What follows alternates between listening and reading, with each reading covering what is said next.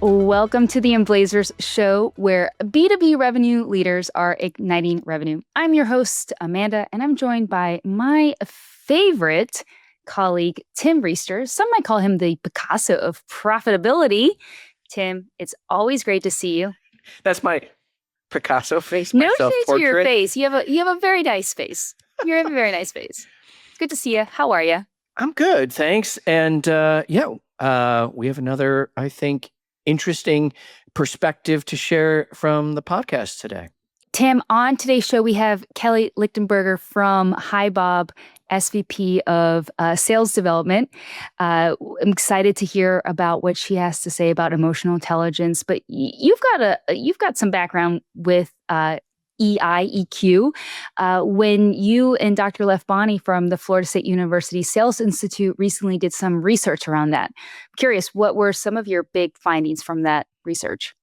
Well, what I really appreciated about what Kelly has to say is it corroborates this idea that the thing that really distinguishes us as humans yet in the selling and buying cycle is essentially EQ and EI.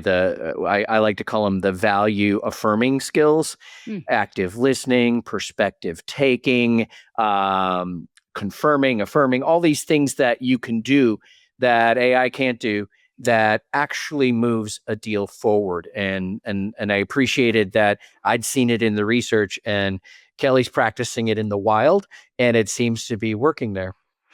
I'm excited to hear what she has to say about emotional intelligence over artificial intelligence. So let's take a listen. Our guest today is Kelly Lichtenberger. She's a distinguished sales and marketing leader with over 25 years of experience building high-performing teams in the tech industry. She's the Global VP of Sales Development at HiBob. She is known for expertise in partner program development and sales team optimization. Kelly also organizes winning teams, drives sustainable growth in competitive markets. She's the author of Prospect Like a Girl, which provides the tools needed to exceed in sales by using your emotional intelligence over artificial intelligence. I'm so excited to have you on the show today, Kelly. Welcome to the Emblazers. Thank you so much for having me. I'm very excited to be here. Well, I am really curious. I'm intrigued. Tell us more.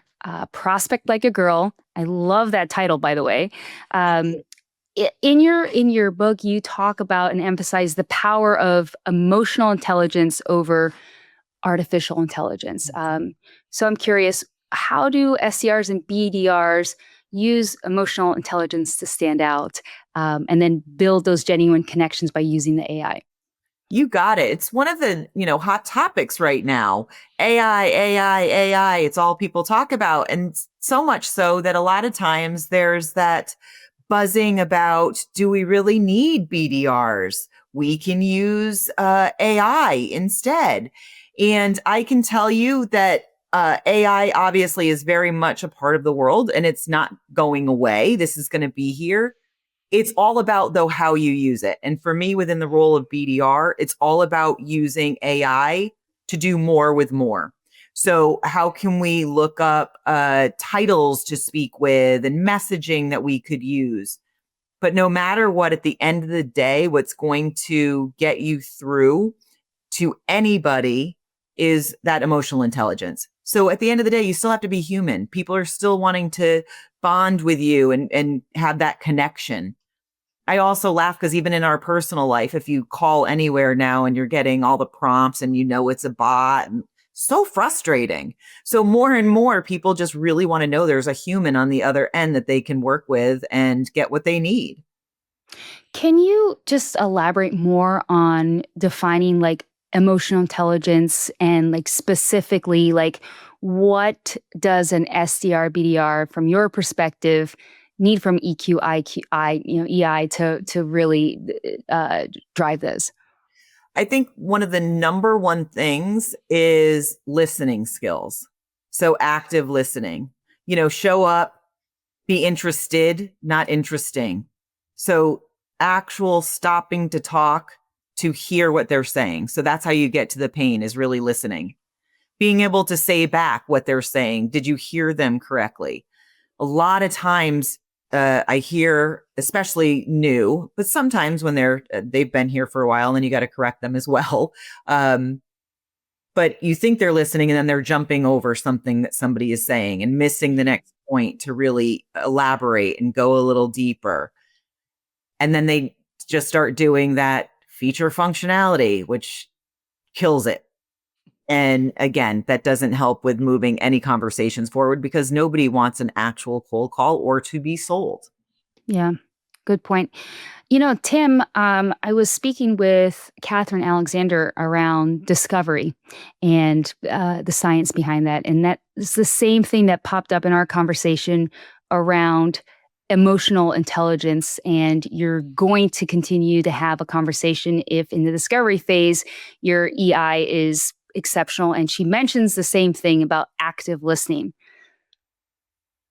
Tim, it's the phrase are you listening? Yes, and I'm what with have you. you seen? I know you talked to so many folks. Yeah, and we're actually studying some of that too. And Kelly, I'm really curious as you think about it. I love the EI versus AI, or EI and AI together makes something. We got to have two more initials. But the premise of active listening, and there's many ways to active listen. We've been studying things like confirmation, affirmation, expansion, like you expand on what they said, you confirm what they said, you affirm, you take perspective taking and insight giving. It all shows that you've heard them, and it also shows them that you can take this further based on what they said, as opposed to taking the conversation further based on what's on your list.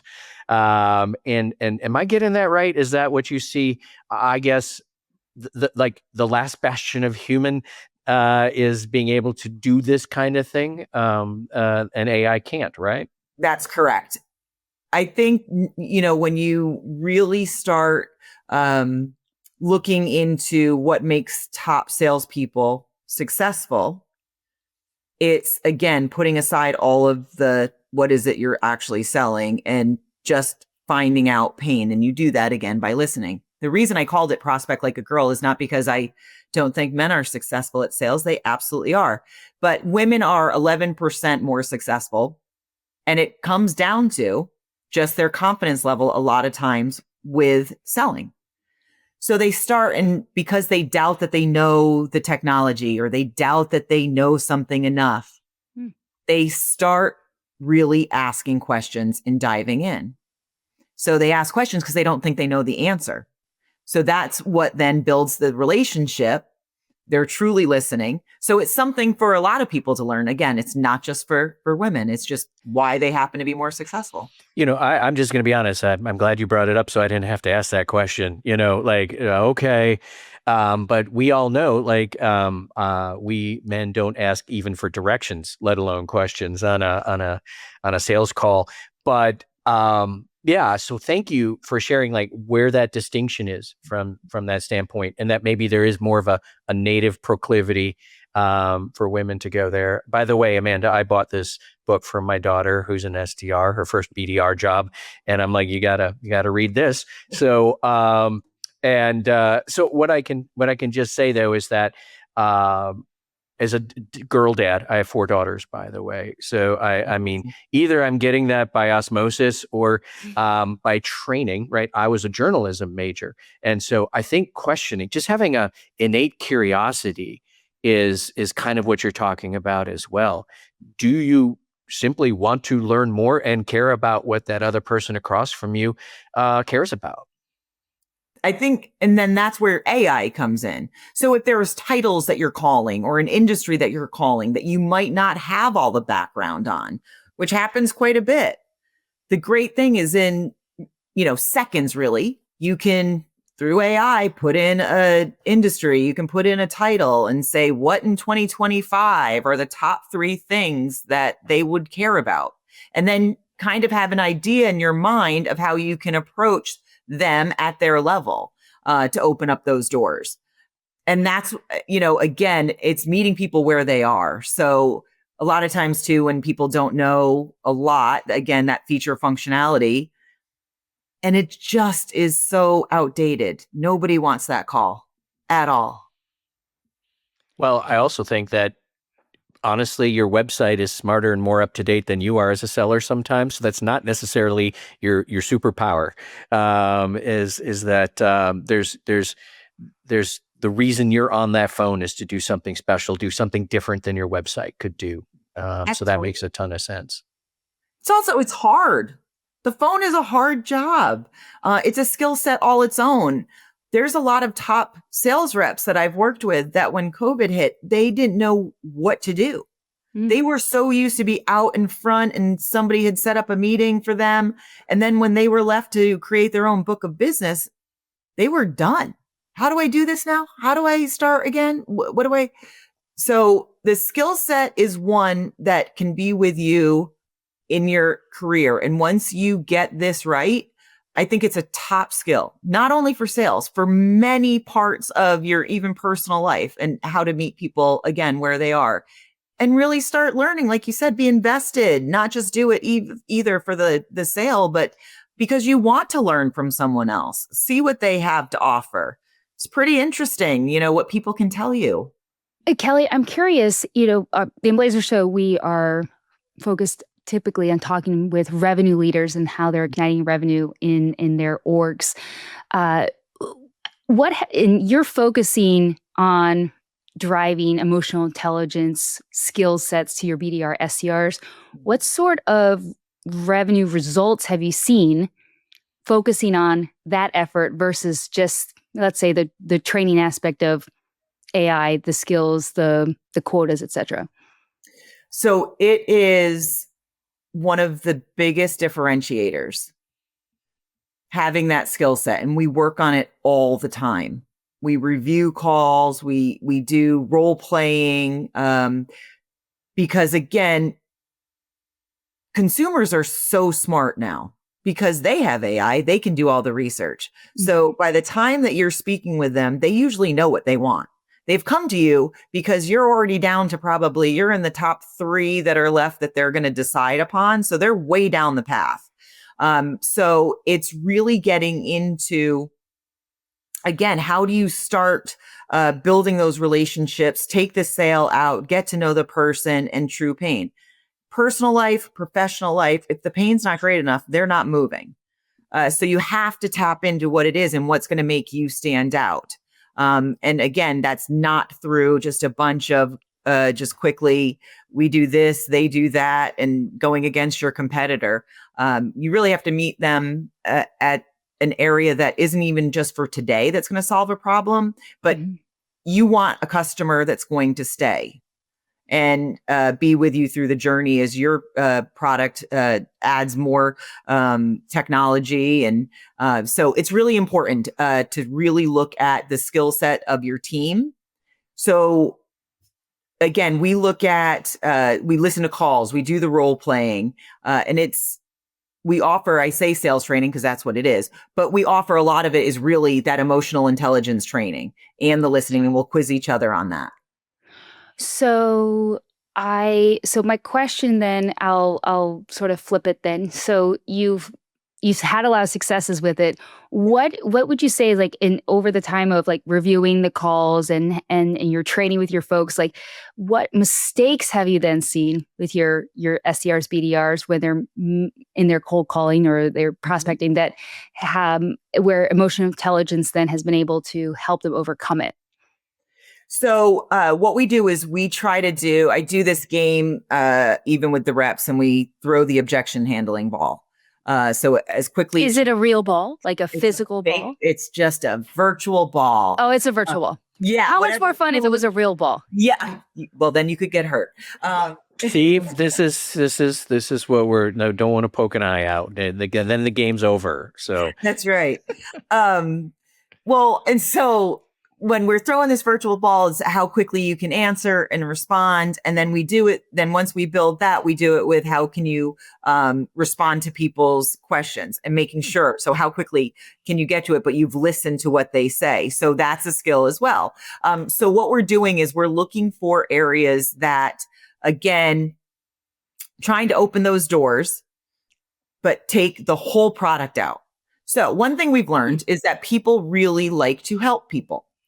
And so going in, asking. So you might know of a name of where you need to go, but instead of just saying, hey, is Tim available? Or, is this Tim I'm speaking to? I was wondering if you could help me. I'm looking to speak with. Now, asking for help, again, people don't want to say, no, I don't want to help you. Yeah. So it's a lighter way in. It's not, I'm Kelly calling from HiBob, wanted to find, So it's really changing up the approach. It's interesting that you say that. I was listening to a podcast recently, and we're talking about, wording and words matter and how an influence on getting a yes from someone. And the gentleman that was speaking, and the name completely phases me at the moment, one of his key sentences he said is, if you're asking for something, you state it in a way, you say, I'm hoping that you can help me, or if it's not too much trouble, could you let me know if Tim is available? But however, the ... to the end of that is, and if you aren't able to, I completely understand. Love that. And it just is this closed loop of, hey, come help me out. Let's help each other out. But if you can't, hey, no pressure. It's all good. So it's nice to hear that from a SDR, BDR training perspective, you're using that sort of that same methodology. Tim, you're smiling. What's on your brain? This is the quietest I've ever had you. It's making me nervous. No, I appreciate this conversation, and I'm trying to ask questions like a girl, so I'm just like trying to get in there. So I'm very curious about this, because since we'll probably be, this show will be attended by folks who are in the space, the early stage prospecting space, and particularly SDRs and BDRs. It's a hard job. You said it's a hard job. And we're talking about when they're on the phone or they've got a call and a meeting. What about getting there? What's changed in the way they write emails, the way they do research, the way they leave voicemails? I don't know, whatever other techniques and tactics you're willing to share. What's changing there? Like, how does EQ and EI make it into that content? And do these words that I just heard you all say, do they translate when you write them? Does that help? Like, I think I'd be sitting here going, that's all great if I get the meeting. How do I get the meeting? Kelly, help us. I know it takes a lot more touches, I will be honest. And you have to be willing to try a bunch of new things. So even video content. So LinkedIn video, actual recorded video, having some fun with it. Personalization is huge. Mm-hmm. Our mailboxes are full. A lot of people say to me, well, I don't take a cold call. And I say, great, because really and truly, I don't want to make a cold call. I want to make a warm call. And how you do that is multiple touches. And again, it's not the email with everything. If you think about what you're going to see on your phone, you don't have a lot of space. And that's what people are using it for. So get there fast. Couple sentences. Your subject line. Just be brief. If it looks like you're trying to sell, it's done. So making sure you're really looking at different ideas. Anything to be different catches somebody's eye for a minute. And I know myself, if I say video a lot, because if I don't have to read something and I can see it, it's a TikTok crazy world. And I just want to see the image and know what I need to do next. Yeah, I think that to your point of the multiple touches, multiple touch types, being different, very short, very punchy. I guess, are there any interesting favorites for different that you've seen that you're like, and maybe you don't want to give away your secrets, or your team. I'm curious what might be one that stands out in your mind that seemed to maybe even, I never thought that would work, and then it did. Yeah, I've seen people, again, just colorful, creative videos. And then, so in the email, it just pops right out on your phone. Again, almost looking like a friend sent you something to watch really quick. And we are so busy, and it's easy to just hit something and even listen almost in the background. And those have actually worked. Where people have said, I don't usually respond to this, but that was pretty cute. And it's what we try to do is almost like we've done some things with like CapCut, and we're just pointing at things on the screen, and again, making it very light, and words are flashing. It's just quick. I always look at it like you have to be able to present the way people consume. So, for instance, back in the day when I was in video conferencing, and we were the first high definition video, and our competitors, they said, "Oh, high definition, you don't need that. Standard definition is fine." Well, what happened is, because we got so used to very quickly what that looked like with TVs with high definition, as soon as you started seeing standard definition, you were like, "I can't look. What is that?" So they had to, catch up very quick. So you have to think about how people consume on a personal level, and then you have to present it to them that way. Join hundreds of B2B revenue leaders at Emblazers Revenue Summit 2025, powered by Corporate Visions in Denver, April 15th through 17th. Connect with top CROs, gain exclusive insights, and get buyer-centric playbooks from experts and peers. Reignite your sales leadership with evidence-based approaches you can start using the next day. Will we see you at the Ultimate Conference for Revenue Leaders? Visit cvi.to/summit to secure your spot at Emblazers Revenue Summit 2025. Are you differentiating that training to be very persona specific? So it's interesting. For so many years, I was the youngest in the room when I started fresh out of school. Can't believe I'm on this other side. I have to remind myself sometimes when I'm training that, hold on a minute. When I joke about, well, I used to have a phone book. What? Some of them didn't even, they don't know what that is. Do they still exist? Yes. Well, here's what's very interesting. So now people, they cannot leave anywhere without this device, a phone. But is it really a phone? I ask people, did you leave a voicemail? And they go, what? What's that? I texted that they didn't pick up. So, even that skill, how do I leave a voicemail? What is a voicemail? What do I say? So even though people, a lot of times they don't necessarily respond to the voicemail, still leave it. How do you do it? So yes, I have to look at all of the skills. What's new? What does, will I get somebody to call back? And if they do, what do I say?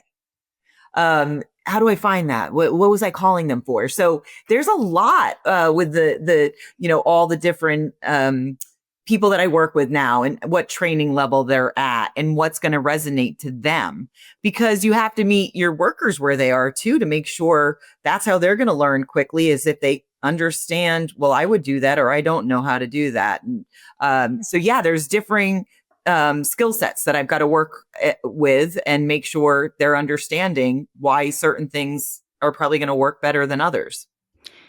Well, and you mentioned earlier about how women need to overcome this self-doubt, and as a result, they're asking more questions. And I think, what was it, 11% more successful? It's good to know that. I like this stat. It's also intimidating, right? Like this premise of, okay, now going back to the phone example is, like picking up the phone. So what are some strategies that you would say for an SDR to be able to get past that hesitation? And then also thinking about, from a leader perspective, what are some specific things they can do to make sure that their SDRs are gaining that confidence? You bet. So as an individual, I think that people will ask me when they're new, how long before I get on the phone? Well, if you really want to get into it, you'd get on the phone today. But I don't have all the product knowledge. I don't know. That's what stops you. It's not, again, about the product knowledge. I don't know if I have anything that you need. And one of the things that I say is, if somebody, when I'm training, is if the objection is, I'm not looking to buy anything, I couldn't sell you anything today if I wanted to. My team isn't directly selling that day. That's not a lie. I wouldn't be able to sell you something today. I don't know what you want. You have to get very clear on, again, how to get to know somebody over the phone. So the better on the first day, sometimes you're better on that first day than you are when you're had been there a few years, once you know the product knowledge. Because again, the only thing in your bag of tricks is the ability to ask questions. So get out there, find out, well, what is it that you use today, as far as what does your company do? What, again, just start asking those questions. So one of it is being very uncomfortable to get really comfortable. So that's what it is. So get off the phone. Tell me what made you feel so uncomfortable. Tell me where you stalled. Tell me where the conversation ended. Tell me when they just gave up and hung up on you. Mhm. That's what you have to get good at. And then your confidence level builds. And once it does, you're off to the races.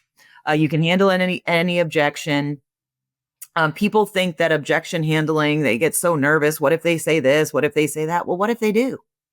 How are you going to get around it? One of the things that I do with my team is no matter what the objection is, the answer is one thing. That's exactly why I'm calling. Works with everything. That's exactly why I'm calling. Gives you a second to just hold on a minute.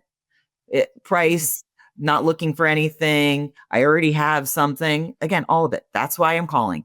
I wanted to ask you what you're currently using. I wasn't expecting that, you were looking to buy anything. I want to get you more information. How is that working for you? Whatever it is, take a minute, breathe it in. You don't have to just jump with the answer. So you just got to do it. You got to practice it and you got to have fun with it. So I have a Slack channel now for the team. When they have a really bad call, instead of getting bummed out, just laugh at yourself, send it out. Let's laugh together and get on to the next one. I like this one, Tim. Maybe we should start that Slack Do that channel. with our podcast, right? Like, Just laugh out loud. there are so many nuggets in there, and potential for call out. I love that idea that you're potentially more effective day 1 than day 100 because now you have the curse of knowledge, and you start dumping that knowledge instead of being curious. That's gold. I love that instead of going you have a phrase that gives you that beat and that pause. Also, in many ways, I think is startling to the person on the other side when you're like, "That's what I'm calling about." Oh wait, I thought I just got myself out of this call, but you said there's more to it than that. And of course, you have to have a good follow up, but you give yourself at least that moment that I think you can keep them there to say something that might be important or inviting or interesting. And that's got to be a question. That was like the big other nugget. And the thing about questioning is I feel like too many questioning methodologies are helpful for the company. Like, I'm qualifying this deal to figure out if this is good for us, when in reality, you should be discovering together with the person on the other side if there's anything good for either of us. Like what how should I say this? I think people mistake qualification for discovery, and they mistake qualification for adding any value to the person on the other side of the phone. What say you about that discussion? And this is early stage calls, and I know people are all hung up. Got to qualify fast, qualify in, qualify out. And I'm like, you're going to qualify a lot out if you don't give them something more valuable than that. Absolutely. Sometimes I think where you're saying qualify in, qualify out, they've turned that into selling fast. And I'm not, the sale thing is just ick factor. As soon as somebody feel like they're being sold, no, thank you. You've lost them. So letting them know that you're there to help them as well. People want to do things, and they'll only change things when the pain is great enough, personal, professional life. So if you don't get to the real pain, nobody's sitting around with budget just hanging out on their desk anyway. Like, oh, good thing you called. I don't know what to do with this 20 grand. Nope. So, you have to get to what is going to be the pain, but on a personal level. Is it affecting their job? Is it affecting their people? That's why we're also not, it could be a company initiative, but how is it affecting you? How quickly do you have to solve this problem for what your career is, what your position is, what your people are concerned with? So that's where, again, the qualification, it gets really tough as soon as people start thinking they're qualifying when actually they're probably starting to sell and jumping into that feature functionality. Yeah. Well, Kelly, I can say that you've helped us learn a tremendous amount of the importance of emotional intelligence, and I'm sure our listeners as well. It's been an absolute pleasure having you on the Emblazers show. So thank you so much for joining us. Thank you so much for having me here today. This was great. I really appreciate it. And I look forward to working with anybody I can, BDRs, SDRs out there to stop selling and start using their emotional intelligence to build those relationships. Do it all like a girl. That's right. Tim, I don't know about you. I found that really an interesting perspective that Kelly shared around how she's using emotional intelligence with her training. I'm curious, what were some ahas for you, especially from the perspective of what she shared about women in sales? Right. I was going to say, I felt a little left out at first, Good. like a girl. But then I learned that, this is what that looks like. This is what that means, and realize it's really a skill set. It's a mindset. It's an approach. And I love that she gave some specifics in terms of what that sounds like and what that can look like. And I think if you're an SDR or BDR, you got some real specific nuggets here, literally down to here's some words you can say and how you can say them. In particular, how to leverage video. There's been a promise of video and a promise of video. I hadn't seen a lot of it being done. She's had success, so I think people can take that away as a way to be a difference maker. So I just love that she had some real practical feet on the street or hands on the phone, or I don't even know how you hold a phone anymore, but she had some real practical tips, and not just for managers, but for actual doers. And I think you're all going to take something away from this and do something different and better tomorrow. It was so great to have Kelly on our show. Stay tuned for upcoming episodes where we are spending time hearing from more leaders, women leaders in this space. Make sure that you like and subscribe wherever you are listening or watching the podcast. Thanks for joining, and we'll see you next time.